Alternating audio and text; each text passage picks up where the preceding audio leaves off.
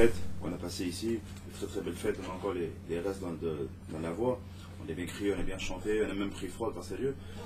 Donc, et justement, on a pris froid parce que le temps change. Donc, je vous propose qu'on commence, si Dieu veut attacher ce shiur ce matin, avec quelques halachot, notamment donc, sur le tonnerre, les brachot qu'on va avoir sur le tonnerre, sur les éclairs. C'est jamais clair, on ne se rappelle jamais quand est-ce qu'il faut les faire, quel bracha il faut faire. D'accord. On va se rappeler aussi que dans la Mida, on doit changer. On a commencé déjà, donc déjà à dire à Mashiva, Rouar, Mouride Keshem déjà. D'accord. Donc, on va avoir un petit peu d'halachot pour commencer, les Hashem, et d'essayer de comprendre pourquoi ce Kadosh Baruch Hu, il a commencé la Torah, il a commencé avec la lettre bête. Bon, il y a beaucoup de midrashim, on va essayer de voir un petit chidouche ce matin, les Hashem. Pourquoi il a commencé par la lettre bête, le commencement, et surtout pourquoi il a commencé par la création du monde. En réalité, on s'en fout. On va voir qu'en réalité, on s'en fout. On n'aurait pas le besoin.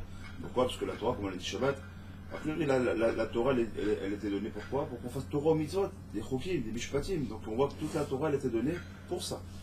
Or, on voit qu'on commence dans la Torah avec quoi? La création du monde. Et on s'en fout tellement, excusez-moi le terme, quand on va être même Kadosh Baruch Hu, la création du monde, c'est une montée. Dans tout un livre, tout un Sefer Torah, il y a une montée qui va donner en vérité la création du monde. D'accord?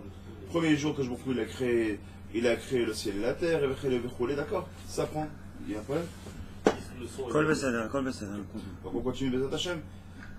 Donc qu'est-ce qu'on veut dire par là? C'est qu'en vérité, on voit que c'est tellement pas important la création du monde qu'on n'a même pas une fête qui est faite pour ça. Le 25 kilos, le monde a été créé. On n'a pas, je sais pas, même pas une petite séouda. Des fois, les réglages disent bon, ben, il est bon de l'herbotte et des séoudas comme en Hanouka. Il n'y a rien de spécial. Bon, on a eu des bougies. Bon, il est comme bien de manger des beignets. Il est bon de rajouter un repas supplémentaire, des choses. Là, on voit que pour la création du monde, il n'y a rien. On n'en parle même pas, on ne rappelle même pas Biyat Haolam. Si ce n'est qu'un peu de Rosh Hashanah très très rapidement. Ok. Donc, on essaie de comprendre quand même qu'est-ce qui veut nous enseigner ce livre-là qu'on appelle le livre d'Avot. Donc, pour commencer, les Hashem, on va commencer, si Dieu veut, avec comme on a dit, donc la halachot. Donc, même y compris les femmes qui pourraient nous regarder, vous savez qu'une femme, elle est chayav, elle est chayavette de faire une tfila par jour. D'accord? Les gens pensent que c'est un plus, que c'est. Non, c'est pas un plus. Une femme, elle est chayavette de faire une tfila par jour. Ah, bien sûr, là, quand on dit tfila, en règle générale, on parle de Hamida. D'accord? Une femme, contrairement à un homme, elle est obligée de faire une tfila entière. D'accord? Depuis les Shemichou jusqu'à Alem de Shabbat. D'accord? Mais elle peut, par exemple, prendre sur elle, je sais pas moi, Ashrei, Amida et Alum Shaber, une fois par jour, par exemple, à Mincha, c'est très très bien. D'accord? Mais il faut qu'elle le fasse. Donc, elle, comme nous, bien sûr, les hommes, on doit donc de Zatachem faire les filotes. Et donc, on doit dire Mashiv Arouach ou Morid Geshem. D'accord? Depuis quand? Depuis qu'on est passé donc, le Sukkot, sur lequel, je rappelle, on a été jugé justement, notamment sur l'eau. D'accord? C'est pour ça qu'à l'époque des corbanotes, c'était la Sukkot, c'était la seule fois où on faisait ce qu'on appelle Nisur Hamayim. D'accord? Toujours fait dit Nisur Agayin. C'est-à-dire quoi? Nisur Agayin, c'est-à-dire qu'à l'époque, on aimait le Beth Amikdash. On avait le Beth Amikdash. Quand on emmenait les corbanotes, en plus de la viande qu'on mettait sur le misbéar, sur l'autel, on faisait couler du vin par-dessus. D'accord? Très bien. Mais pour ce cas, ce qui était bizarre, on rajoutait aussi de l'eau. Et pourquoi cette eau-là? Parce qu'en fait, c'était Keneged, les Womot Haolam qu'on appelle Maïm Rabim.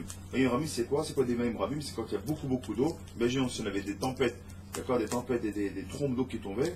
D'accord, le trompe d'eau, c'est jamais de la bracha. Pourquoi? Ça va casser les végétaux, ça va faire des inondations, ça va faire plus de kilkulim, plus de mauvaises choses, de dégâts que de choses qui seront bonnes.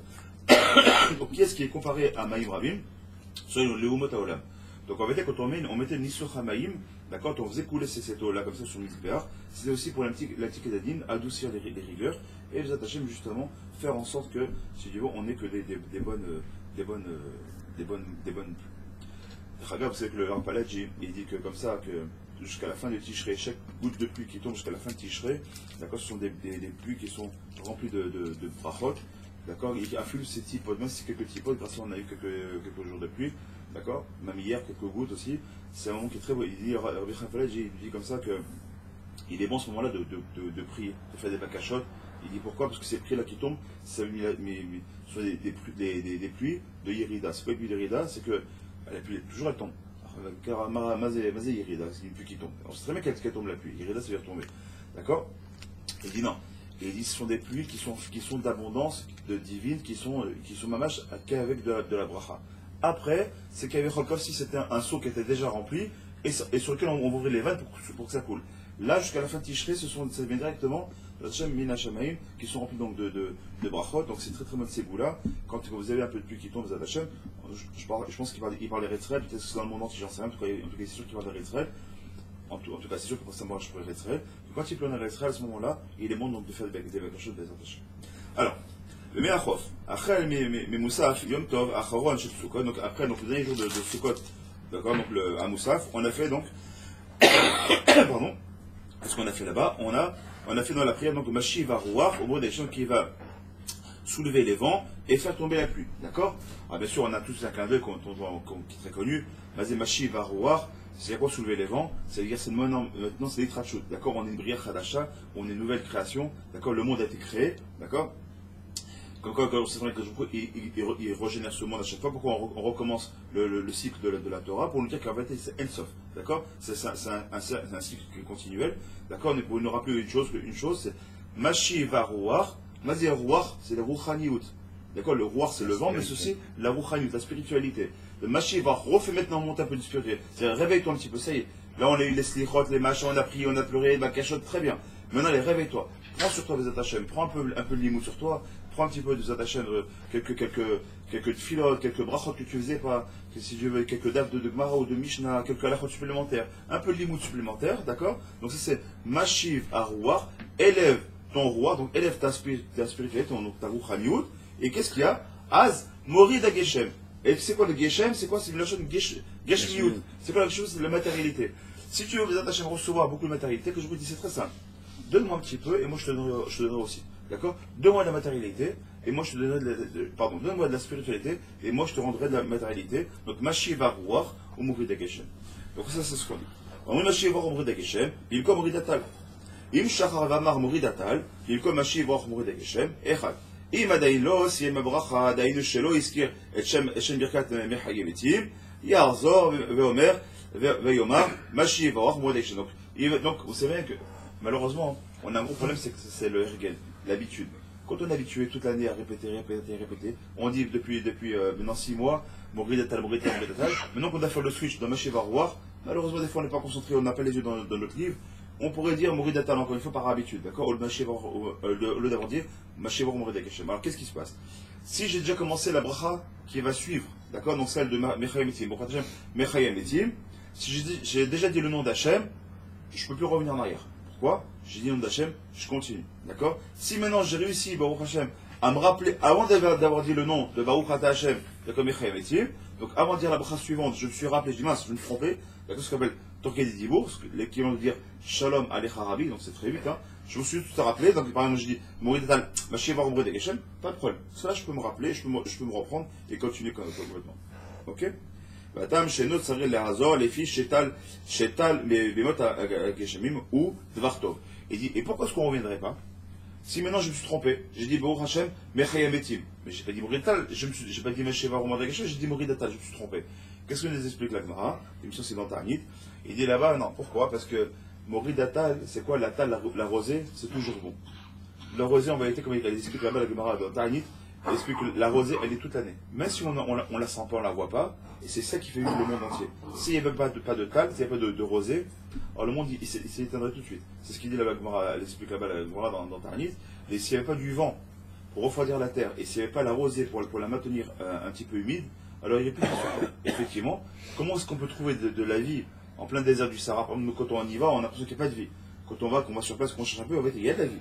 D'accord, il y a des scorpions, il y a des serpents, il y a des animaux qui arrivent à vivre dans un endroit extrême tel que un désert. D'accord, pourquoi? Parce qu'il y a quand même malgré tout, il y a de la tal. Même si elle est légère, mais comme de la rosée, qui fait partie justement de ça. Et donc, tal, c'est quoi? C'est tov la colle. D'accord, c'est toujours bon. C'est ce qu'il dit ici. Il dit d'avoir tov, c'est quelque chose qui est toujours bon. Donc même si on a l'askir, on a rappelé la rosée plutôt que la pluie, comme c'est d'avoir tov, c'est quand même une bonne bénédiction d'avoir la rosée. Ah, ben Hachem, ça marchera aussi. C'est des questions que vous me le dites. Hein. Donc, maintenant pour Barech Alenu. D'accord, donc Barech Alenu, on sait très bien qu'on ne va pas dire tout de suite. Pourquoi? Parce qu'à l'époque, on ne sait pas comme maintenant, aujourd'hui, pour aller Yerushalayim, on prend la voiture, ça prend 1h30 et on n'est pas content parce qu'on s'est tapé un bouchon. À l'époque, les gens qui partaient de Tzfat ou d'ailleurs, d'accord, ou même de Khouslares pour arriver au Beth Amikdash pour faire des corbanotes, il leur fallait beaucoup de temps pour venir. Mais il leur facilite beaucoup de temps pour retourner chez eux. D'accord? Donc qu'est-ce qu'on faisait? On avait l'habitude de ne pas tout de suite de prier les pluies. Pourquoi? De peur que si maintenant notre Bakasha, au Hachem, elle est acceptée par Hachem, et que les pluies commencent à tomber, alors les roues, bien sûr, c'est pas comme les routes comme maintenant, elles auraient été boueuses et complètement et très difficilement accessibles. D'accord? Donc les chariots auraient été pris dans la boue, etc. C'était compliqué. Donc pour ces gens-là, on a l'habitude d'attendre jusqu'au 7 Rejvan, donc le Zeyn Vebe Rejvan. Donc je rappelle que c'est Dieu, jeudi soir c'est Rosh Chodesh, c'est 2 jours, jeudi soir, vendredi, samedi, d'accord, donc Shabbat ce sera Rosh Chodesh, ce qu'on appelle Marc Rejvan. Pourquoi Marc Rejvan? Justement parce que c'est le seul mois où il n'y a pas de fête, il n'y a même pas de time, rien du tout, d'accord, il est vide entre guillemets, d'accord, mais en fait il n'est pas si vide, il y a Zeyn de Rejvan, dans lequel on va rappeler les pluies. Et on sait très bien que les pluies c'est un siman de Bracha B'ezrat Hashem, donc c'est le si à Bracha B'ezrat Hashem, d'accord. Donc rappelez-vous, d'accord, donc à partir du 7 Rejvan en Eretz Israël, on commencera B'ezrat Hashem à faire aussi, donc, Barer Alen. D'accord? Donc, il y a deux niveaux. Il y a Moridatal et Barer Chenu, en été. Et ensuite, il y a Mashiva Ruach Morida Geshem et Barer Alenu, d'accord, qu'on fera donc en hiver. Donc là, pour le moment, on dit uniquement Mashiva Ruach Morida Geshem, ça, ok. Et le 7 Cheshvan, c'est-à-dire, donc à partir finalement quasiment de Shabbat prochain, enfin, je pense que ce sera, je ne sais pas exactement, mais je pense que ce sera jeudi ou vendredi prochain, d'accord? Regardez bien dans le calendrier. En Eretz Israël, on pourra commencer déjà à dire Baruch Halem. Maintenant, en Chutz Laaretz, Milel Yom Shishim, Tkufat Tishrei. En Chutz Laaretz, on attendait donc 60 jours après la Tkufat de Tishrei. Et Cholam Shoalim, Ad Tfilat Amincha, Ad Erev Yom Tov, Ad Rishon Shel Pesach. Ok. Et tout le monde fera jusqu'à Hashem après jusqu'à Pesach. Et ça, on reviendra à l'été. Okay. Il reste quand même que c'est les circonstances, j'allais dire, de distance qui ont amené les rabbins à décider. Les circonstances changent, pourquoi maintenir une situation qui a prévalu? C'est la même raison que les 2 jours de Pessah. Comme les 2 jours de Yom Tov aujourd'hui, il y a des circonstances qu'il faut que les halachot soient décidées. La réponse est très simple. La question, elle est connue, parce qu'elle a été répétée des dizaines de fois. Et comme il te répond Laurent, la réponse est simple. Aujourd'hui, on peut faire un psak halakha qui peut casser ce type de xéra qui a été donné par Chachamim. Parce qu'effectivement, aujourd'hui, par exemple, on sait que Yom Tov, on sait très bien, non, avec le calendrier, on sait très bien que quand est-ce qu'on tombe Yom Tov, on pourrait très bien dire qu'a priori, on n'a pas besoin de faire de Yom Tov en plus d'arrêt. Or, aujourd'hui, on le garde, pourquoi? Parce que c'est xéra d'Achramim. Donc, on a parlé de casser ça. Il y a des xéra qui sont décidés pour les générations à venir aussi. Oui, mais il y a des psak-din. Il y a une différence entre faire un nouveau psak-din. D'accord? Et ça, ou des Chachamim comme le Rav Warbach, ou le Rav Ovadia, des Gdolim de notre génération, ou le Rav Eliashiv, ont pu donner effectivement un psak halakha, d'accord?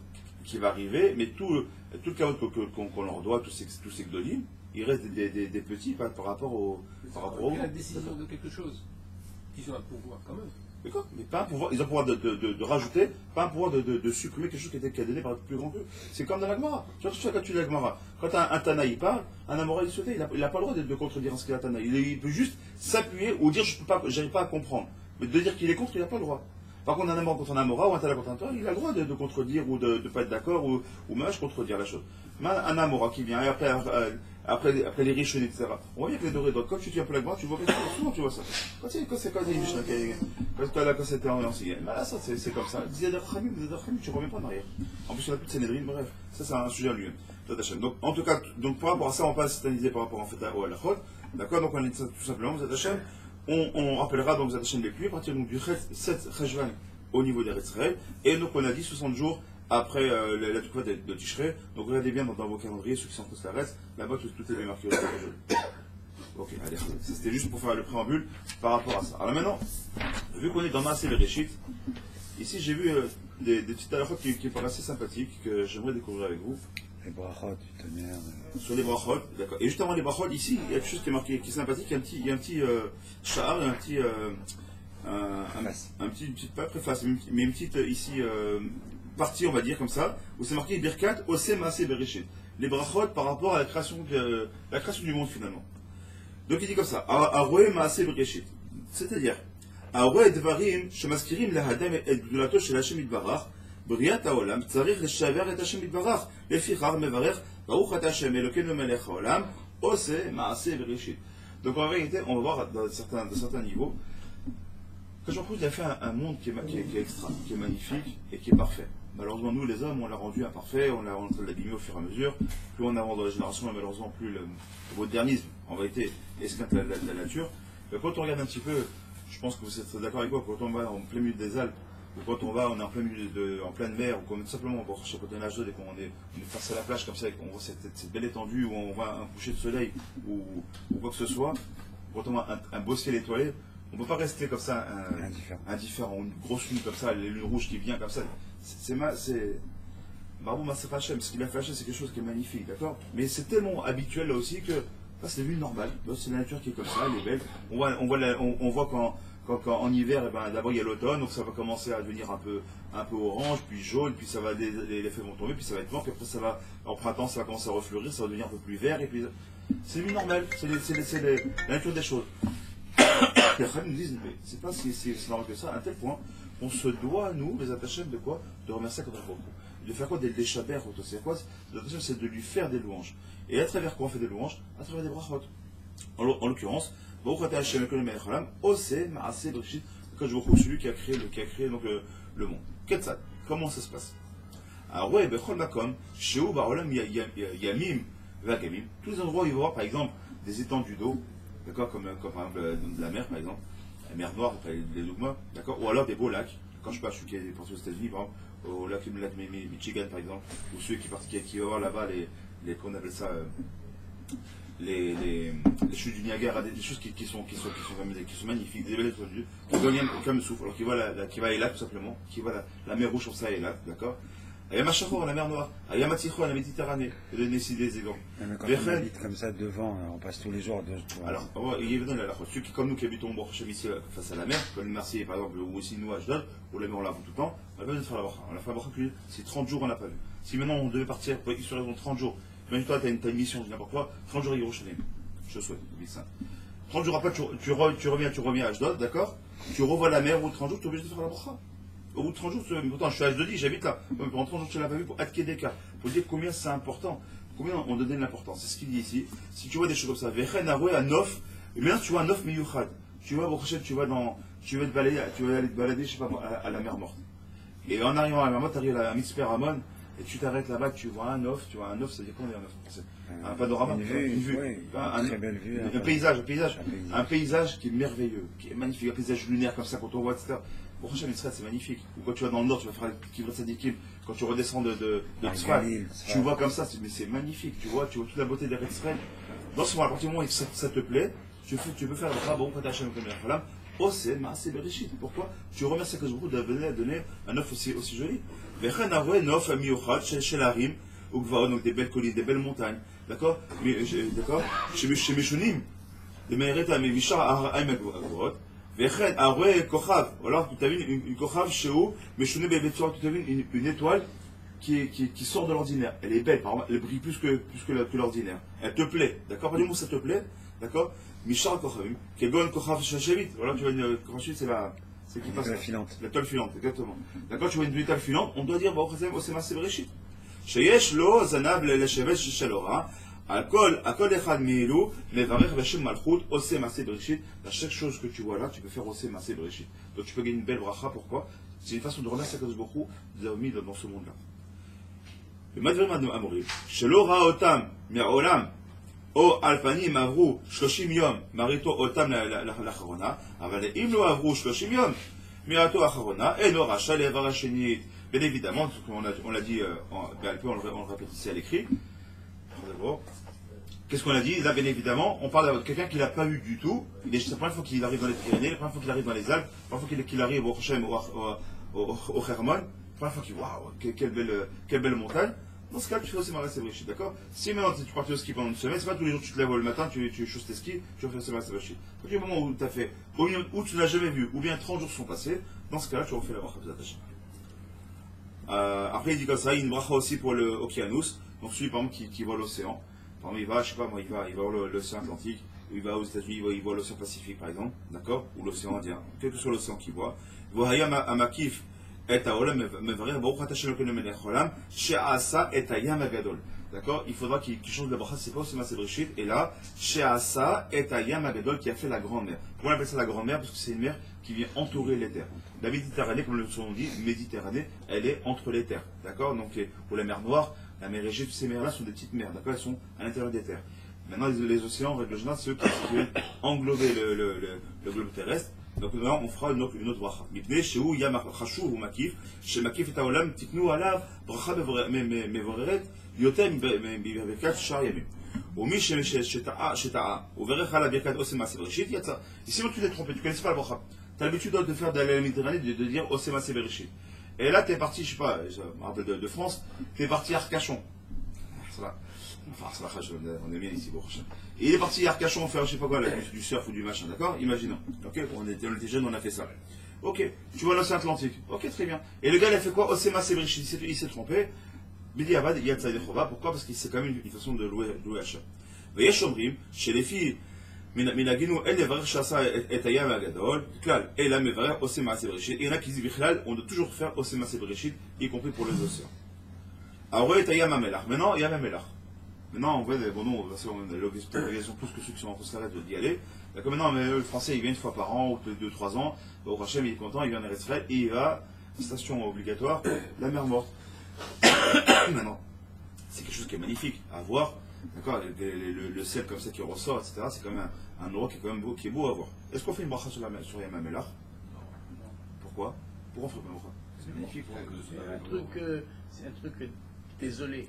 C'est une malédiction à la base. Exactement. Ouais. Comme en réalité, d'où vient la Yam HaMelach? À cause de quoi? De ce qu'on appelle Afichat Sdom, d'accord, quand Sdom et Amora, ils ont fait ce qu'ils ont fait, et que Jvochou, il a retourné, il a détruit Sdom et Amora, d'accord. Donc en réalité, là-bas, c'est effectivement il y a un lien de malédiction d'aller sur place, d'accord. Ce qui est bien, il faut savoir qu'il y a des gens, c'est pas une halakha, mais il y a des gens qui sont marmirim de ne pas aller Birklal, même pas de traverser devant. Même si ceux qui devraient aller dans le sud, d'accord, ils ne passent pas devant la même mort. Pourquoi? À cause de la Touma qu'il pourrait y avoir dans la Vira. Bon, je ne sais pas si on peut dire ça dessus, mais j'ai entendu des gens qui étaient marmirim de ne pas y aller. Bon. Chacun fait ce qu'il veut. En tout cas, effectivement, en tout cas, la bracha, on ne fera pas. Tu vois, il y a même là, c'est joli, c'est sympathique, c'est machin, mais comme ça rappelle en réalité une malédiction, la faute de l'homme, on ne va pas faire une bracha sur quelque chose que, du coup, il a lui-même maudit, d'accord? D'accord?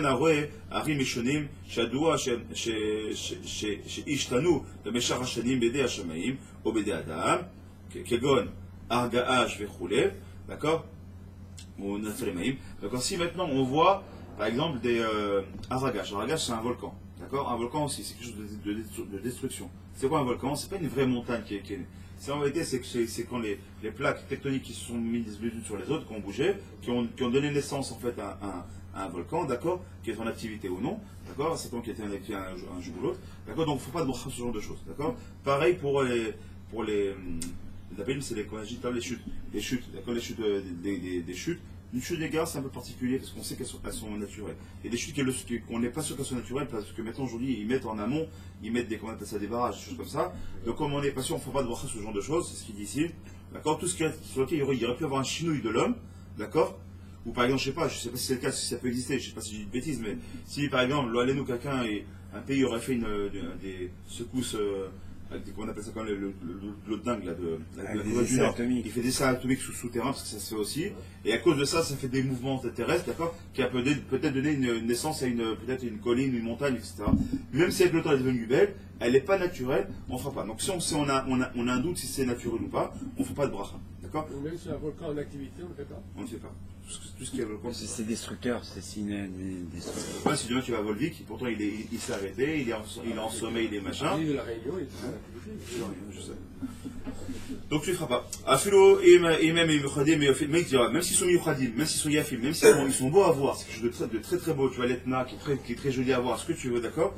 D'accord? Ou tu vois en Islande, l'île en elle-même c'est un volcan, d'accord? Je sais donc que tous ces gens-là, tu ne feras pas, d'accord? On s'arrête là pour les brachas. Donc tous ces gens de bracha, on ne fera pas. Très rapidement, parce que malheureusement, ils en ont encore parlé hier apparemment dans les Chadashot, ici en Israël, Ridat Adama. Ridat Adama, donc c'est les tremblements de terre. Alors, qu'est-ce qu'on dit ici? Est-ce qu'il y a une bracha à faire ou quoi que ce soit? Il dit comme ça, Amargish, Ridat Adama, Mevrech Veshem Malchut, Baruch Ata Hashem Ekenu Melech Olam, Ose Maaseh Bereshit. Même pour Ridat Adama. Ça, c'est destructeur. Ve'im, Shakta Adama Vecharka Raada Shenit, Im Ava Arbe Zman. Un tsunami, tu peux pas faire.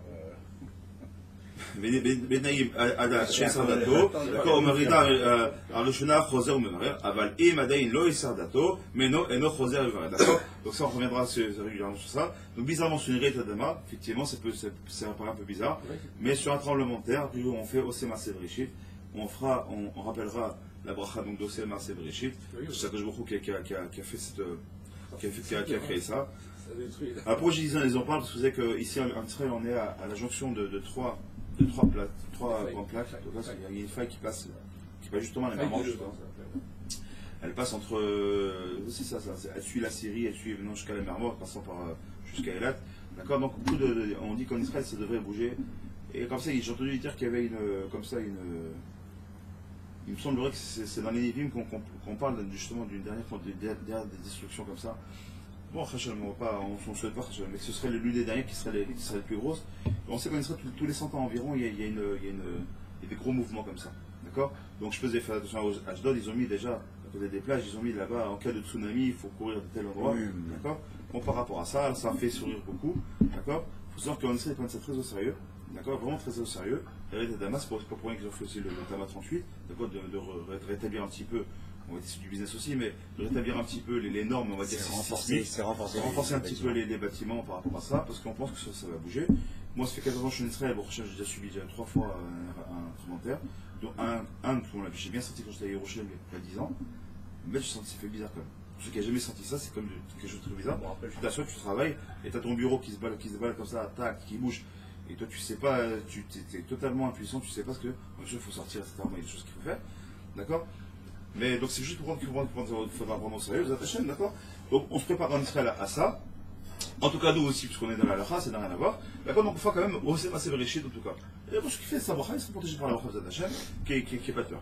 En tout cas, maintenant, il y a une petite secousse. D'accord. On ne dit pas maintenant que c'est comme au Mexico, quelque chose qui va tout détruire. Mais même s'il y a une secousse, on se doit de dire la bracha. Si maintenant, entre temps, il n'y a pas eu Sirdat et il y a une deuxième secousse qui s'est faite, on ne refera pas la bracha.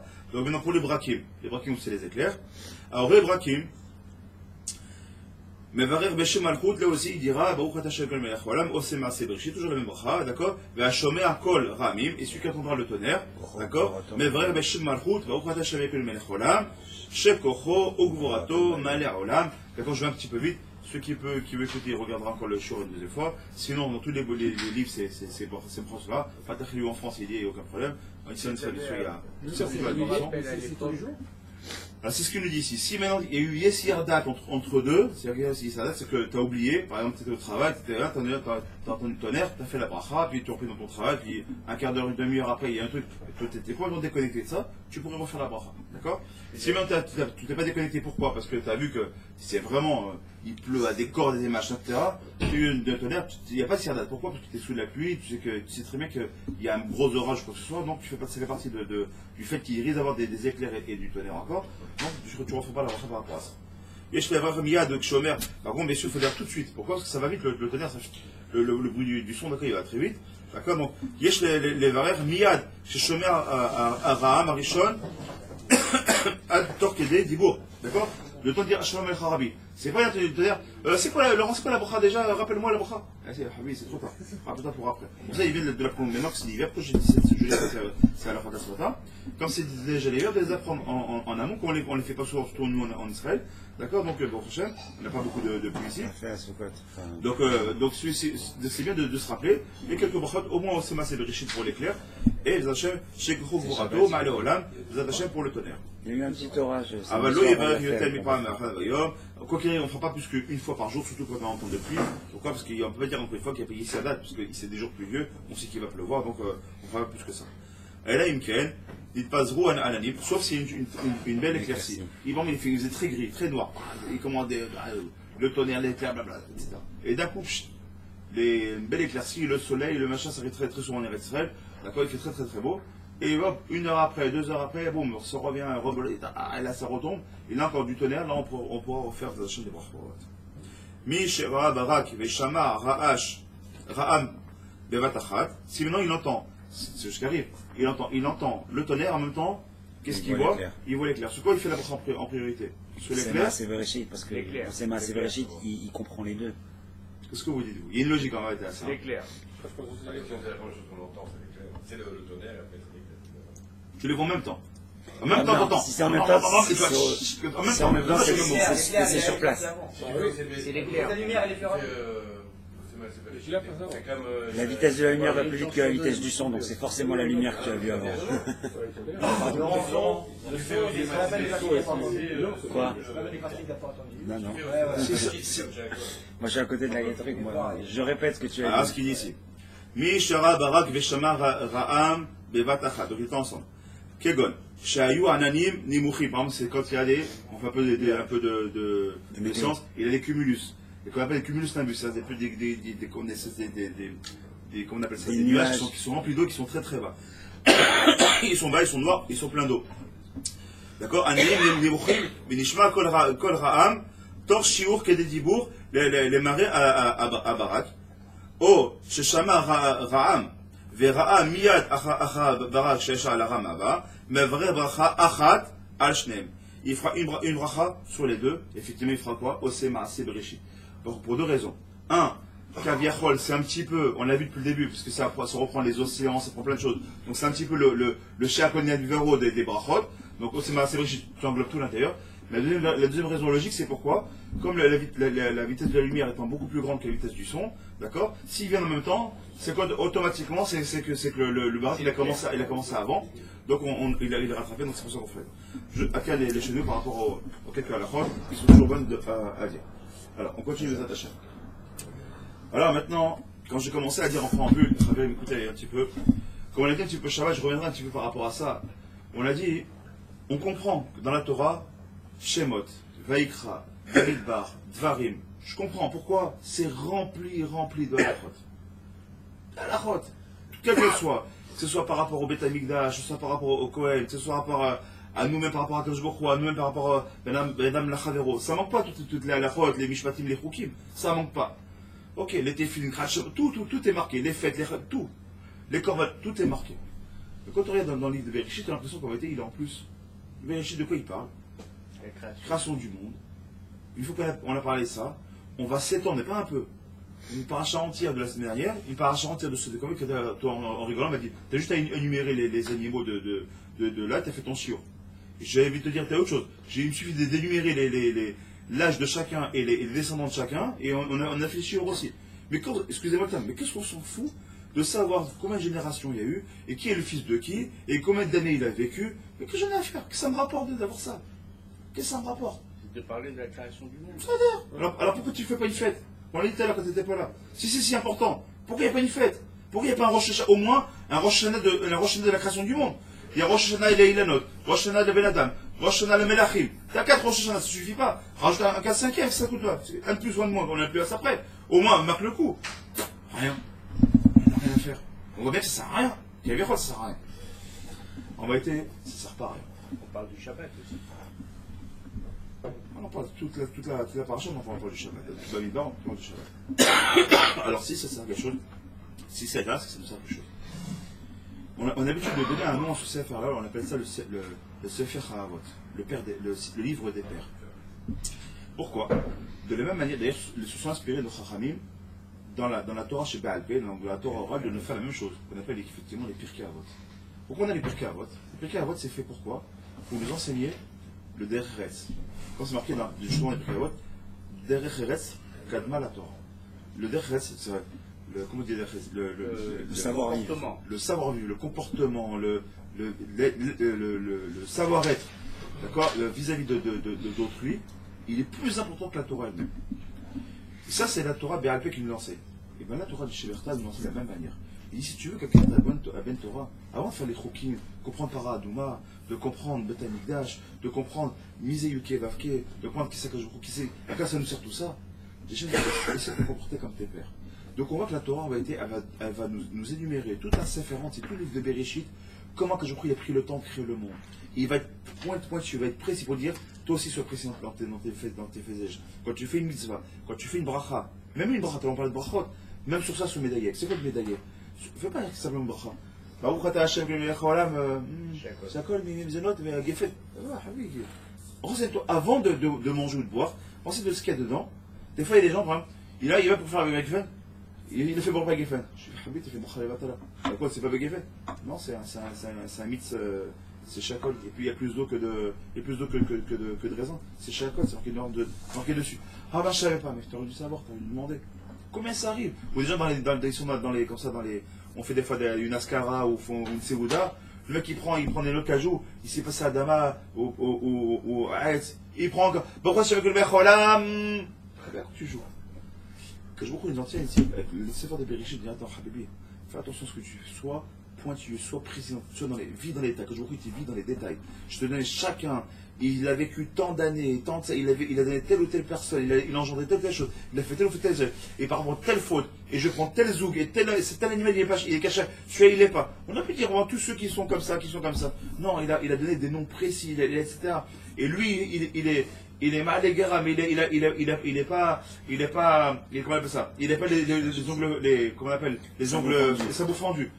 Oh, pourquoi tu es si pointu? Tu donnes des plans livres, à nous chercher après. Non, quand je me dis non, je vais être précis avec toi. Je veux dire, chaque chose elle a sa place. Même tabacha, Baruch Hashem, le Kenu Melech Haolam, même ça tu coupes en trois. Pourquoi? Parce que chaque chose, il a sa place. Arvit, c'est pas Mincha, Mincha c'est pas Shacharit, chacun il a sa place. Donc on mettait pour nous enseigner que combien on doit être précis. Le Sefer Avot, il vient nous enseigner, c'est ça que nous explique Khamim. Combien il nous a été donné pour nous enseigner combien on va être précis. Et pourquoi on doit être précis? Parce que le Kadosh Baruch Hu, il a le sceau. Le sceau c'est quoi? Ça reterre comme on sait très bien, c'est le Emet. Le Emet c'est quoi? Le Emet il n'y a pas de demi-mesure. Le Emet c'est le mot qui commence par Aleph. La lettre du milieu c'est Mem. La lettre finale c'est Taf. Pour te dire qu'il y a un début, il y a un milieu et une fin. Aleph c'est la première lettre de l'alphabet juif bien sûr. Taf c'est la dernière lettre de l'alphabet. Le Mem c'est le Emtsa de l'alphabet. Pour dire quoi? Chaque chose a sa place. Et ça il dit à Kadosh Baruch Hu, c'est ma Khatima. Ma Khatima c'est ma signature, c'est mon sceau à moi, c'est Emet. C'est pour ça qu'on dit tous les jours Emet Ve'ativ, Emet Ve'emuna. D'accord? Toujours, d'accord, Torah Emet, Moshe Emet, Torah Emet. Pourquoi le mot Emet? Parce que sans le Emet, ou comme il dit Rabbeinu, d'accord, le Tzadika Emet. Pourquoi tu rajoutes toujours le mot Emet? Parce que si le Emet n'existe pas, l'entité tout de suite du Emet c'est quoi? C'est le Sheker automatiquement. Et Sheker c'est qui? C'est Tzara, c'est le Nachash. C'est ce qu'on essaie de développer un petit peu ensemble de la tâche.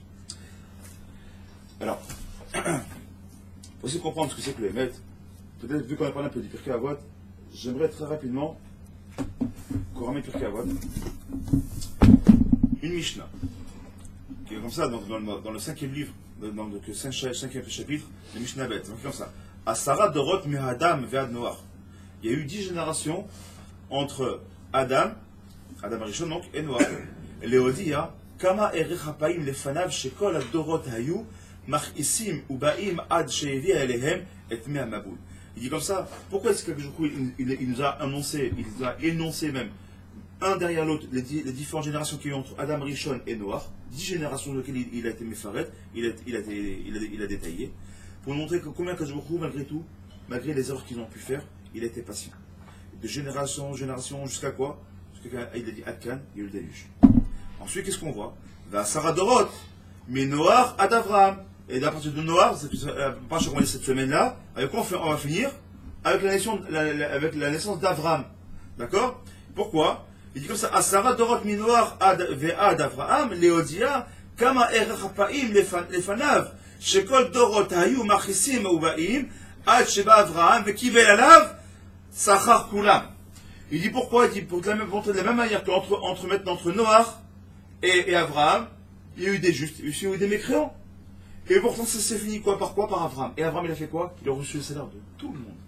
D'un côté, on a vu que quoi? Et il y a eu le déluge, à la fin, boum. Que je vous prie, il était patient, ce qu'il y a à Cannes. Là aussi, c'est un enseignement pour nous. Je vous dis, je suis longanime, je suis patient, je suis prêt à patienter 10 générations, c'est pas rien. Les générations de l'époque, c'est pas nos générations à nous.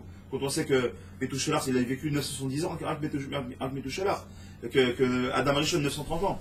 Donc on sait très bien, les générations, combien que je vous prie, il était patient et longanime avant d'attendre, bon. Akan, maintenant vous êtes au-delà des limites, là maintenant ça coupe. Il revient une chance, encore 10 générations, encore une fois, j'attends, et j'attends, et j'attends, et j'attends, et j'attends, Avram il vient, tzaddik. Qu'est-ce qu'il fait que je cours? De la même manière que là-bas il a jugé les 4 rois, la casse-route. Maintenant, toutes les 10 générations, qui a pris de ça, les 10 générations? Avram. Là on apprend un Yesod, qui avait ramené de l'Akbara, ce qu'on appelle le Scout Avot. Pourquoi aujourd'hui on appelle toujours Eloké Avraham, Begit Srak, Eloké Yaakov? C'était les Skénim, ils sont vieux, c'est ce qu'on les rappelle maintenant. Puis on rappelle, je sais pas moi, Eloké Baba Salé, Eloké des gens de notre époque. Pourquoi on rappelle Eloké? Parce qu'on nous apprend que c'est génération après génération, que il est non-gagnant, il se rappelle depuis le début jusqu'à la fin, il est prêt à donner le salaire de tout le monde, depuis le début jusqu'à toi. On est capable, nous, si on se comporte comme des tzadikim, de recevoir le salaire de toutes ces générations de ressortissants. C'est ça qui nous enseigne la Gemara, à travers cette Mishnah-là. C'est-à-dire quoi? Viens, comprends que si tu te comportes comme un tzadik, comment c'est la parachute, par quoi elle commence? Et veille les toldot noirs, Ish tzadik bedorotav, Tamim, Ish tzadik Tamim bedorotav. C'est quoi les toldot? C'est quoi les générations de Noir? Noir lui-même. D'accord? Veille les toldot noirs. Dis-moi, veille les toldot noirs. Cham, Yafet, Shem, Cham, Yafet. Demande ses enfants. Qu'est-ce que tu racontes? Noir, les descendants de Noir, c'est Noir lui-même. Pour te dire quoi? Tu peux pas prier pour toi-même. Personne ne pourra prier d'autre que pour toi-même. Personne ne pourra aller à Tfila si c'est avec toi-même. Personne ira étudier si c'est pour toi-même. Personne ne pourra faire une mission de nefesh à pour toi-même. C'est toi-même. Ici, le Noir qui nous enseigne quoi? Il faut bien comprendre que Noir, alors il y a deux svarot. C'est vrai qu'il y a deux grandes versions. Il y a ceux qui te disent, Masé Isaac Bedorotav, que s'il était dans la génération d'Avraham Avinu, on n'aurait même parlé de lui, Bichlal. Qui c'est Noir? On ne sait pas qui c'est. Pourquoi? Avoir été tellement bon, il aurait caché. Il y en a qui disent non, au contraire. Israël Bedorotav, c'est quoi? Si tu arrives à rester un tzaddik, alors que dehors il n'y a que des mouchratim, il n'y a que des gepride, il y a des films de pourriture, on te rentre à la maison internet, on te rentre des téléphones qui ne sont pas cachés, on vient chez toi, tout taper à la porte, te donner des paroles mensongères. Ici en Israël, des gens, qu'on appelle ça, les témoins de Jojo, qui viennent à ta porte, ils viennent volontairement, ils viennent chez toi pour te ramener la vodazara chez toi. Et t'es comme ça, tu manges dans la rue, t'es tranquille, tu es une femme qui est mal habillée, etc. Oh, je vis tranquillement, et on vient, on t'attaque. Et si t'arrives quand même à aller dans le chemin le chemin de la Teva, c'est quoi la Teva? Le chemin de la synagogue, le chemin du Beth Midrash, le chemin du Kollel, et tu arrives à te faire renforcer, tu t'appelles Bedorotav. T'as un deal de tzaddik, et n'oubliez pas. Moshe, c'est quoi? À l'envers, c'est quoi? C'est le miroir de quoi? De Hachem. Moshe à l'envers, c'est Hachem. Noach à l'envers, c'est quoi? C'est Chen. J'ai trouvé grâce à qui? À Kajoukou, il a dit là. Qui est le premier qui a dit ça? C'est Noach lui-même.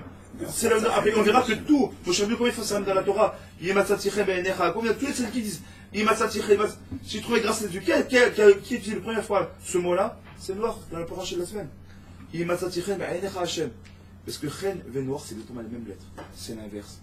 Le Chen, c'est quoi? C'est la grâce. Il a trouvé grâce aux yeux d'Hachem. Noach a trouvé grâce aux yeux d'Hachem. Il a dû détruire le monde. Il dit, c'est quoi? Par ton mérite à toi, je ne vais pas tout détruire. Je vais détruire le monde qui a Viachol, mais je te laisse toi, et grâce à toi, comme on a vu, effectivement, tous les animaux qui vont voir, les animaux purs qui vont voir, 7 couples qui vont monter, impurs 2 couples, etc., plus ses enfants à lui, ses bruits, etc., et sa propre femme. On voit qu'il a quand même sauvé l'humanité. Il n'a pas sauvé l'humanité, il a sauvé l'humanité. Ça lui s'est reproché. Pourquoi? Parce qu'il est venu après Hachem. Il a suivi Hachem. Alors on dira d'Avraham Avinu, la différence c'est qu'Avraham Avinu, lui, il est avec Hachem. C'est toute la différence entre Noach et Avraham. Avraham, il est quoi? Il est venu, c'est marqué là-bas, il est marqué avec Hachem. Pour Noach, c'est marqué, il a suivi Hachem. C'est ce que ça veut dire, ça lui reprocher. Vaïdaber Elohim, El Noach, Tsemi Ateva. Vaïdaber, c'est un lachon de cacher. Et Elohim, c'est l'Hachem aussi de Din. D'accord? Alors, très souvent, quand on voit que Moshe, quand il s'adresse à Moshe, Vayomer Hachem, El Moshe. Vayomer, c'est Hachem de Rach, qui est tendre. Hachem, c'est lui qui est vafké, c'est lui Chesed. On voit la différence. Quand il s'adresse à Moshe, il s'adresse avec un Hachem qui est rare. Quand il s'adresse avec Adam, sors de là. Pourquoi? Ok, je te laisse enviber. Tu aurais dû prier. Et tu verras, dans 10 générations, il y a un homme qui se lèvera, qui va s'appeler Avraham. Et lui, il sera le père de toute l'humanité. Tu sais pourquoi? Parce qu'il ne sera pas allé prier pour les autres. Il se lèvera, il ira prier pour les autres. De là, combien de moussards on doit prendre pour nous? Combien de moussards on doit apprendre de ça? Que vous avez qu'on ne doit pas attendre que ça se passe. On ne doit pas attendre qu'il y ait le déluge qui tombe sur la tête. On dit, ouais, qu'est-ce qui se passe? Pourquoi on lui reproche? Pourquoi il y a une version qui dit que s'il était dans la région d'Abraham, il n'aurait été rien à Noir? Parce qu'on dit qu'il est obligé d'attendre qu'il a plu, commence à tomber, pour qu'il commence, il dit mince, finalement, ça va vraiment tomber. Bon, ben, je rentre dans la terre, j'ai plus le choix. Je suis bloqué, maintenant j'ai plus le choix. On dit qu'il était Chasser Emouna. Et Rabbeinu ici, dans l'écoute, il colle toujours dans le premier, Emet, Ve'emouna. Il colle toujours le Emet avec la Emouna. Or, on a dit que ce livre-là, le livre de Bereshit, c'est quoi? Ce livre de quoi? Du Emet. C'est la Chotemet de Akadosh Baruch Hu, c'est quoi? C'est Emet. D'accord? Emet la Mito. D'accord? C'est Emet, Akadosh Baruch Hu, il est Emet. Emet, ça va avec la Emouna. Il était Chasser Emouna. Celui qui est Chasser Emouna, c'est qu'il appelle le Emet qui est avec lui, et ça c'est Chasser. Alors, Hashem, ici, il donne toutes les générations, donc, entre Adam et Rishon. On va pas s'éterniser là-dessus. Il ramène pas mal d'autres choses. Moi, c'est pas le but ici de venir sur les Pirkei Avot. Par contre, j'aimerais qu'on arrive sur un truc qui va, je trouve ça assez intéressant, que je vais partager avec vous. C'est ce que j'ai vu ici. On a dit ici que le Emet, c'était donc le sceau de la Torah. Et bien évidemment, ça commence par Bereshit, Bara, Elohim. Sauf et Tevot, si on prend les trois mots, donc Bereshit, Bara, Elohim, et au commencement, que je beaucoup il a créé. Si on voit les Sauf et Tevot, donc les dernières lettres, Bereshit, Taf, Bara, Aleph, Elohim, Mem. Ça fait le mot Emet. On voit qu'en vérité, dès la première montée, que je beaucoup il met son sceau. Tac, le Emet, il est présent. C'est ce qu'il dit ici, le Chachamim. Il le met aussi à la fin de la montée. Attends. À la fin de la montée, c'est ce qu'on va aussi. Vous attachez quand on se connaît dans le Kiddush, il y a un monsieur Verhouli qui suit. D'accord, comment c'est? Asher bara Elohim. Asher bara Elohim, là-bas, sauf et Tevot, Emet. On voit qu'en dans la première montée, dès les premiers mots et dans les derniers mots, on voit qu'effectivement, il te dit quoi? Au premier jour de la création, je connais les jours de la création, parce que Shabbat fait partie des derniers jours de la création. J'ai mis moi aussi, j'ai mis Mohamed. Je donne un petit peu le temps parce que je sais que le temps nous est complet. Donc on va avancer un petit peu. Alors ce qu'il nous dit, c'est quelque chose qui est magnifique. Je lis, je traduis très rapidement parce que c'est magnifique à lire. Vous allez avoir un petit secret d'étude qui est sympathique. Il dit comme ça, Amou Chazal. Là-bas dans le Gemara Shabbat, il est marqué. Chotmo Shakadosh Baruch Hu ou Emet, comme on l'a vu. Vechen, Amou Midrash Rabba. Ou Chotmo Shakadosh Baruch Hu. Rabbeinu, Beshem Rabbi Rouven Amar. Emet. C'est quoi? Pourquoi est-ce que c'est la khatima de Akadosh Baruch Hu, c'est Emet? Il dit pourquoi? Mo Emet, Amar Rish Lakish, réponse très simple. Aleph, Berishon, Mem, Baemtsa, Taf, Basaf. Il dit pourquoi est-ce que le Emet c'est la khatima d'Hachem? Parce que comme je l'ai dit tout à l'heure, la première lettre c'est le Aleph, au milieu c'est le Mem, et la dernière lettre c'est Taf. Super Rish Lakish, et alors? Que j'en ai à faire de savoir que la première lettre, ok, c'est sympathique, c'est vrai, ça tombe bien. La première, la dernière, c'est du MCI, ça tombe juste, ok, on peut comprendre, c'est sympathique, c'est une belle balance, je comprends. Mais qu'est-ce que ça nous renseigner? Pour le comprendre, il ramène Yeshaya Navi. Regardez ce qui est marqué, c'est magnifique. Ve'al-Shem Yeshaya Navi Katouf. Ani Rishon, Ve'ani Acharon, Umibaladi, En Elokim, à quel échelon, après il y a le Midrash, il continue là-bas. Il dit Midrash, il dit pourquoi est-ce que Rish Lakish il a dit le Emet c'est la Khatima de Akadosh Baruch Hu? Il dit parce que sur le passage c'est marqué quoi? Ani Rishon, Ve'ani Acharon. D'accord? On me l'a dit En Elokim. Il dit ça veut dire quoi? Mazi Ani Rishon, Aleph, c'est la première lettre. Ani Rishon. Mazi Ani Acharon, Taf, c'est la dernière lettre. Ani Acharon. Biladi Elokim, c'est-à-dire quoi? Ça, il n'y a pas d'autre Elokim que moi. C'est qu'entre Aleph et Taf, le Emet, c'est quoi? C'est qu'il n'y a pas d'autre Elokim que moi. Il n'y a pas de place d'Avodah Zara, il n'y a pas d'autre Dieu que moi, il n'y a pas de Trinité, il n'y a pas de Bouddha, il n'y a pas de Bouddha, il n'y a pas de tout ça. Il n'y a pas toutes ces bêtises-là. Entre Aleph et Taf, il n'y a que Hachem, c'est Elokim, c'est moi. Et c'est ça que lui dit Rish Lakish ici. Pourquoi la Khatima du Emet, c'est Akadosh Baruch Hu? Il dit parce que il y a Ani Rishon, avant moi il n'y avait rien, après moi il n'y a rien, et au milieu il n'y aura personne d'autre que moi. C'est pour ça que ça s'appelle le Emet. Ani Rishon, ok. Aussi, Fatsadik, Rabbi Aaron Rahata. Rabbi Aaron Rahata, je vous conseille de lire son livre, c'est le Shomer Emonim, j'ai la chance d'étudier un petit peu, il est très puissant. Le Shomer Emonim, c'est et là-bas, il explique une notion là-bas du Emet. Et il dit, le Shomer Emonim Omer, Mufaresh, Chotemet, Mitsuya, Etzel, Aliyah, Bilvad. Il dit le Emet, il a aussi une notion de Aliyah. Comme ils disent souvent le Ratutu, Olim Ekdusha, Lo Yordim. D'accord? Aleph, c'est la première lettre au milieu. Même, on monte. Taf, c'est après. Bon, si je prends Gimel, Dougma, Gimel c'est au milieu. D'accord? Gimel. Après même, et là, la Med est juste en dessous. Il n'y a pas un céder. Il dit le Aleph, ça monte bien et d'une façon très bien posée. Tac, très bien. La Nashim Achrim de Dougmata. Il n'y a pas d'autres personnes qui vont faire comme lui. Ou chez Almakan. Arrête, il y aura les Zayef, car Midat Hayemet, chez Mouta, Betorat Mamash. ומצויה רק אצל הקדוש ברוך הוא, תפקיד הנבראים הוא להתקרב את הקדוש ברוך הוא על ידי שימוש במידת האמת. Il celui maintenant qui veut se rapprocher d'Akadosh Baruch Hu, il faut qu'il vive dans le Emet. Il faut qu'il recherche le Emet. Toujours le Emet. Quelqu'un qui recherche le Hémet dans ce qu'il fait, il est Hémet avec ses enfants. Il est Hémet avec sa Havruta. Il est Hémet avec son patron. Il est Hémet avec sa femme. Il est Hémet avec lui-même. Pourquoi tu te mens à toi-même? Vous avez remarqué, c'est même pas nous, c'est tout qui nous répète souvent ça. Il nous a dit, quand quelqu'un il vient, même un peu en retard, combien ah, t'es en retard, hein? Habibi, l'heure c'est l'heure. Et si tu fais un effort demain, viens. Et quand c'est toi qui arrive en retard, non, tu comprends, j'ai passé une mauvaise nuit, j'ai eu ci, j'ai passé ça, le gosse il a pleuré toute la nuit, le machin, la voiture n'a pas démarré. Habibi, t'as toujours quelque chose pour toi. Pour toi, t'arriveras toujours à trouver ce qu'on appelle des bonnes circonstances atténuantes. Mais pour les autres, on est mapuide. Pourquoi? Parce qu'on n'est pas émettre avec nous-mêmes. Parce que tu es émettre avec nous-mêmes, on se met devant la glace. Allez, reprends-toi, un cher, reprends-toi. Pourquoi tu t'es pas levé ce matin à l'heure? Pourquoi t'as fait petit comme ça c'était hier? Bon, c'est pas le cas, je me suis levé et j'ai fait petit comme ça. Mais bon, c'est moi. D'accord? Pourquoi tu t'es pas renforcé dans ton Limoutora? Pourquoi t'as pas réveillé ton ami pour qu'il lui soit à l'heure en même temps? T'arrives à l'heure, pourquoi tu t'appelles pas ton ami pour qu'il soit à l'heure avec toi? Pourquoi tu penses qu'à toi? Il n'a pas entendu. Ouais, parce qu'en plus, ça va, c'est un peu en plus. Hein. Il a pas entendu ça. Mais bon, Dougma, c'est-à-dire qu'on doit émettre la mytho. Mais pareil, t'as avec Christian Christian au téléphone qui a un client. Pourquoi tu lui mens au client? Pourquoi tu dis pas la vérité? Tu crois que tu vas lui vendre parce que tu as menti? Pourquoi? Non, tu commences pas, c'est pas vraiment que j'ai menti. Bon, j'ai arrangé la vérité. Mais c'est pas du mensonge. C'est déjà une prénée du mensonge. Le mensonge, il faut comprendre qu'il pue. Le mensonge, il fait que on a une mauvaise odeur. Comme il y a une mauvaise odeur naturelle, quelqu'un qui ne se brosse pas les dents, machin, ou quelqu'un qui fait un puis du bec, c'est la vérité.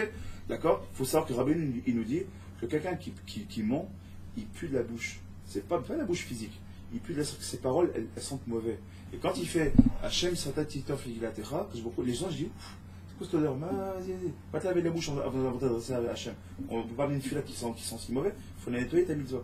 Mais attends, mais je fais Hachem Sata Titor. Comme il y a une minute avant, dans ton bureau de Forex ou de je sais pas où de diamant, tu téléphonais aux gens, ils étaient en train de lui voler la carte bleue. Tu sais ce que tu es en train de faire là? Et là, qu'est-ce que tu es en train de faire? Tu essaies maintenant de tâcher une bonne conscience, parce que tu as mis un master ou le tzedaka, faire un PLI, mais faire la chesota, parce que c'est mitra. Ah oui, mitra. Alors que, attends, 2 minutes, attends. Fais un téléphone pour moi, je suis en train de cloquer le client. Ah ouais, tu vas lui voler 50 000 euros, et t'es content. Dieu nous en préserve. Il faut savoir que ça, c'est très très grave. Le c'est très grave. Le Hémet, c'est ce qui peut renverser le monde, c'est ce qu'on a vu. Le monde, il a refusé l'Hémet. Bereshit Bari Elohim, il a mis la khatima du Hémet. Et on a dit l'Hémet, ça s'appelle la Imouna. On a vu que les dorés d'Europe tout de suite. 10 générations après Adam Rishon, tac, déjà en faute. Qu'est-ce qu'il dit? Adam Rishon, Chava, elle a manqué de Imouna. Elle a manqué d'Imouna vis-à-vis de Kajboukou. Elle a écouté le Nachash, elle est tombée. En tombant, elle a fait tomber Adam. Adam en tombant, il a fait tomber toute l'humanité. On voit bien. C'est marqué dans Rikadosh, il dit, à la 9e heure de sa création, il a fait la faute. La 9e heure.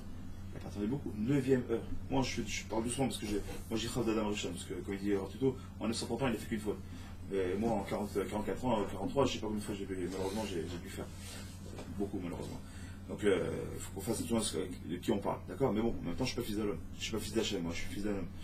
Lui, c'est fils d'Hachem. Comment tu peux arriver à ça? Il dit, Emet Veimouna. Parce que ça va ensemble. Si tu es Rasser Emouna, sache une chose. Si tu es Emet dans ce que tu fais. Dans tout ce que tu fais. Dans ta Torah Vadaï, même dans ta vie de tous les jours. Est-ce que tu vis dans la vérité ou pas?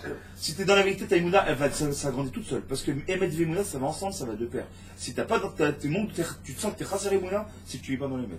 C'est que tu te mens à toi-même, tu mens autour de toi, ou même dans ton travail, tu mens. Et les choses, il y a du mensonge. Travaillez là-dessus. Il continue très vite. Allez, ce qu'il dit. Donc, un homme, il peut, même, il peut tromper les choses. Même que je crois, il ne peut pas se tromper. D'accord? C'est pour ça que si on veut c'est Hachem, il y a une équipe de les mettre qui est fille Hachem Tassig Al Yadam. Et quand c'est marqué, des fois, je me suis et Monim, il continue, il est marqué là-bas, dans le Drouche Emouna, Drouche Emouna, comme par hasard, je suis Monim là-bas, dans le Drouche de la Emouna, l'explication Emouna, il parle là-bas du Emet, bien évidemment. Katav, Remez, Rabotoni, Zechon Yivcha. Les Khamis nous ont fait un Remez, une allusion. Dans où? Dans Yebamot, ceux qui veulent aller voir. Daf sa mère Aleph, Amoud Aleph. Il dit comme ça. Atem, Kroyim, Adam. Vous êtes appelé Adam. Je vous ai appelé Adam. Atem, vous, je vous ai appelé Adam. Au nom de qui? D'Adam Arishon. Pourquoi? Parce qu'Adam, c'est Adam. Adam, c'est Adam. Dalet, c'est David. Même, c'est Moshe. D'accord? Qui est Abraham Avinu? C'est celui qui a recherché le Hémet. Qui a recherché Akadosh Baruch Hu, à travers quoi? À travers justement la nature. Il a recherché Hachem. Terach, les idoles, il a laissé tomber tout ça. Il a vu les astres, les machins, tata. Non, c'est pas ça. Et donc, il s'est planté. Il a écouté le ciel, il a écouté les étoiles. Il s'est planté, il est tombé. Ça peut pas être ça. Il a réfléchi, il a trouvé Hachem. Ça, c'est qui? C'est David Ameller. Teila et David. Mais c'est Teila et David. Teila, Gematria, avec son collègue, 441, Gematria, Emet, pas pour rien. Teila, les Teilim, Mazé Teila, Gematria 441 avec son collègue. Pour dire quoi? Je les trouve tous le Emet. Il était Emet. Dans chacun de ces mots, quand il a dit que je vais te servir avec les pleurs, comme les joies dans la plus catastrophe de sa vie, ou les meilleurs moments de sa vie, il a servi Hachem avec le Emet. Et Moshe Rabbeinu, qui est plus grand que lui, pourquoi on l'appelle le Hanav? Parce que tout ce qu'il a subi, tout ce il a baissé la tête, il a été mamash dans les chemins d'Hachem, plus que les Hachem. C'était le miroir d'Hachem. Donc il dit quoi? Atem, Krouïl Adam, ou je vous appelais Adam. Il dit Atem, c'est le mec que quoi? Que Emet. Atem, vous, c'est le mec que Emet. Emet et Atem, c'est le même mot. Donc oui, dans un double mot ici, un double jeu de mots. Dans Atem et dans Adam. Je vous appelais Adam.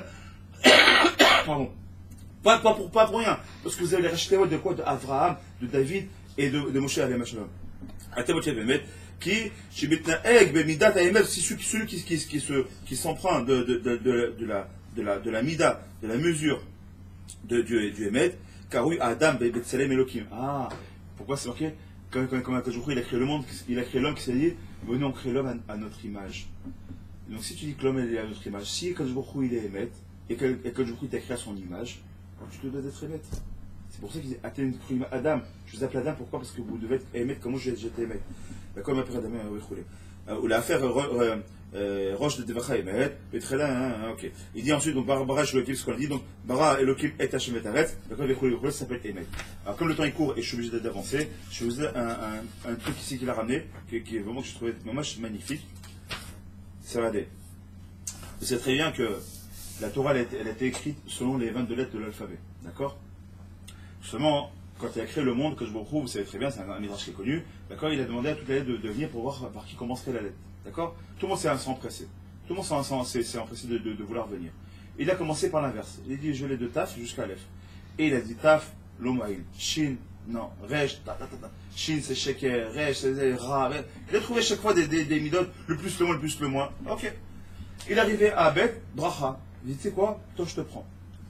Maintenant, il y a une petite lettre qui aurait dû dire oh, bah, jusqu'au bout, au moins de ma chance.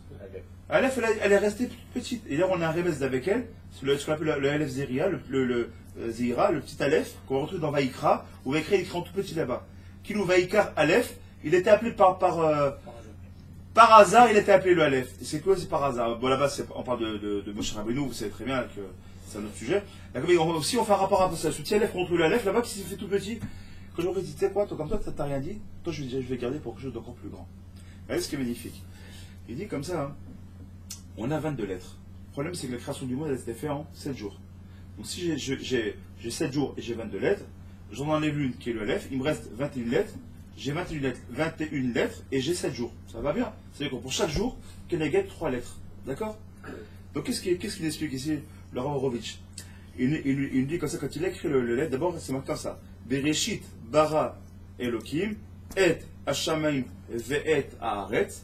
Si on prend les premières lettres de ces mots-là, c'est un petit peu Rachida, c'est normal. Tout le monde dit Bereshit, c'est que c'est des gématries, etc. Mais c'est très sympathique.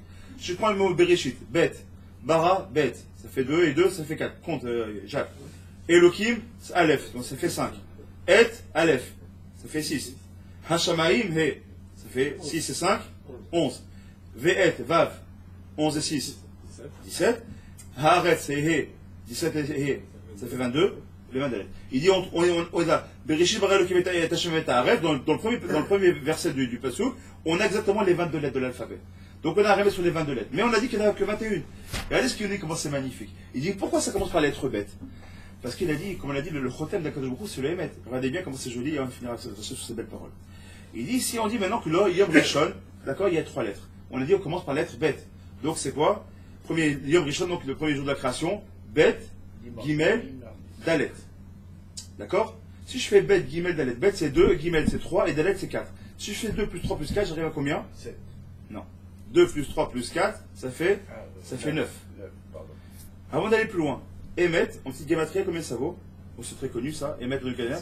441 en petite gamatria, donc 4 plus 4 plus 1, ça fait 9. Pourquoi? On sait très bien, on a pensé avec le Maaser, d'accord, que le chiffre 9 c'est le chiffre du Emet, d'accord, comme le chiffre 6 est son antithèse et le chiffre du Sheker. Le chiffre 6, il est le Sheker et le 9 il est le Emet. D'ailleurs, quand on prend Emet, ça fait 441, en petite gamatria, effectivement, ça fait 9. 4 plus 4 plus 1. Si je prends Sheker, Sheker, ça fait combien? Shin, c'est 300. Kouf, c'est 100. Eresh, c'est 200. Donc ça fait combien? 300 plus 100, 400 plus 2, ça fait 600. 600, c'est 6 plus 0, ça fait 6. Donc on voit que le Sheker, c'est le chiffre 6. Ok, ça, il faut l'accepter. Très bien. C'est ce que vous explique Nikoubali. Aussi, on part du principe que le chiffre 9, c'est le chiffre du Emet. Et si je commence par lettre Bet, on a dit Bet, Gimel, Dalet, ça fait donc 2 plus 3 plus 4, ça fait 9. Emet. Maintenant, je continue. Yom Sheni, je continue. Donc, le Yom Sheni, c'est He, Vav, Zain.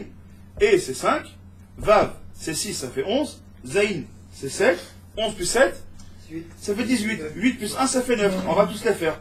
Vous pourrez vous amuser, vous écrivez-les, vous allez voir. On va dire à chaque fois qu'on prend la petite gematria, on arrive exactement sur 9. Il continue le Rav, il nous dit, et si maintenant on s'était trompé, et si on avait forcé à prendre l'Aleph du Aleph en premier, et en richard, qu'est-ce qu'on aurait eu? Aleph, Bet, Gimel. Aleph c'est 1, Bet c'est 2, Gimel c'est 3. Combien on aurait eu? On aurait eu 6. Après on aurait eu quoi? Dalet, He, Vav. Pareil, vous faites le compte, on arrivera à 6. Il dit qu'en vérité, si on regarde bien, si on avait commencé la lettre par la lettre Aleph, alors on aurait tout biaisé, toute l'histoire. Tous les émettes seraient transformés en sheker, et c'est exactement ce que voulait faire. C'est exactement ce que voulait faire le Nachash. Il voulait qu'on se trompe, qu'il n'y ait pas de misé Elohim. Il a dit, si tu touches, regarde, hop, je t'ai poussé, t'as touché, t'es pas mort. Donc tu vois que c'est un menteur Hachem. Il vit lui-même dans le sheker Hachem. C'est un chakran. Il te dit que si tu touches, tu meurs. T'as touché, t'es pas mort. Alors si tu manges, tu vas pas mourir non plus. Et c'est ce qu'elle a mangé. Il dit, ah ouais, je suis même pas mort, c'est vrai. Parce qu'elle n'a pas vu, c'est que ça va engendrer la mort. Parce que c'est ça le truc. C'est émettre Veimouna, voir ce qui va se passer ensuite. Le émettre, c'est quand tu attends et Veimouna, voir ce qui va se passer ensuite. Et c'est exactement ce qui s'est passé. Le Nachash, c'est quoi? C'est exactement, il a voulu amener, il a amené exactement le shaker. Il a amené ce fameux shaker, ce mensonge-là. C'est lui qui l'a écrit, bien sûr. Mais il a écrit en Chitsoniot, pas en Pneumiot. Et maintenant, et ça a été à nous d'avoir accepté ou pas de le faire rentrer à l'intérieur. Et il finit comme ça. Alors maintenant, le Aleph, alors comment c'est très bien, ça fait la Torah d'Isteret, mais c'est pas rien que ça. Le Lef, quel srout il a eu au finir avec les attachés minets, si tu veux. Le Lef, c'est quel rachum verachum, quel rachum verchanoun. Le nom d'Hachem, le nom de miséricorde, c'est quoi? C'est El, Aleph Lamed. Elohim, pourquoi ça commence? Aleph. Adnout, Amonai, comment ça s'appelle? Aleph Dan. Ça commence aussi par Aleph. Alors tu vas me dire, ouais, mais Yud Kevav, c'est pas Aleph. Et alors quoi? Le Aleph, c'est quoi? C'est un Yud. Un Yud au milieu, c'est un Vav. Yud plus Yud, ça fait 10 et 10, ça fait 20. Le Vav au milieu, ça fait 26. Même lettre en elle-même, ça vaut 26 keuf, que le Aleph en lui, c'est 26. Pour nous dire tout simplement que quoi? Qu'en vérité, le Aleph, c'est quoi? C'est le nom d'Hachem, et quand tu as dit effectivement, dans Anochi Hachem, le Shem Ekié, qui est aussi un des noms d'Hachem, on voit que tout ce qui est lié à Kajbourou, il est au nom d'Aleph, comme on l'appelle Alouf Olam. Ça tient que Kajbourou fasse que Hachem, on est le srout grâce à ce jour-là, qu'on se renforce dans notre Emet et le Imuna, qu'on essaie de vivre dans la vérité, et la vérité, elle commence par soi-même. D'accord, on n'a pas à se sentir soi-même. On ne s'est pas levé, on se dit, je ne me suis pas levé, c'est l'obécéder. Si j'ai eu du mal à me lever, et moi-même, je me remets en question. Et Khan nous explique que celui qui se remet en question, alors automatiquement, il fait Rishbon Nefesh. Et s'il fait Rishbon Nefesh, alors c'est quelque chose qui est Péléplay, que j'ai écouté dans la semaine. Péléplay. Il y a Kash Baruch Hu, Mida Kedagin Mida. Celui qui fait Rishbon Nefesh, quoi Rishbon Nefesh? Il dit, bon, on va me coucher, qu'est-ce que j'ai fait bien aujourd'hui, qu'est-ce que j'ai fait de mal? Tu fais ton Rishbon Nefesh, tu es en train de faire ton propre mishpat. Et il dit, tu sais quoi? Dans les soins, on te juge pas. Si t'es émettre avec toi-même, donc t'es mamie que ce que t'as fait c'est pas l'obécédaire, et t'essayes au moins de prendre sur toi de t'arranger, même si tu n'y arrives pas, mais t'apprends sur toi au moins d'essayer de t'arranger, il dit ça me suffit, que je me dis ça me suffit. Je sais que t'es quelqu'un de émettre. Et si t'es quelqu'un de émettre, alors Atem, que Adam. Pour moi vous êtes Adam. Donc pour moi je vois que si je voyais Adam Arisham ou Avraham, je vois David Ameler ou je vois encore Moshe Rabbeinu devant moi. Donc il voit quoi? Il s'est dit que Bédorota. C'est-à-dire que je vous fasse qu'on soit des tzadikim aux yeux d'Hachem, et pour un tzadik qu'on vit dans le maître, que je vous donne ces croix-là. Amen. Amen.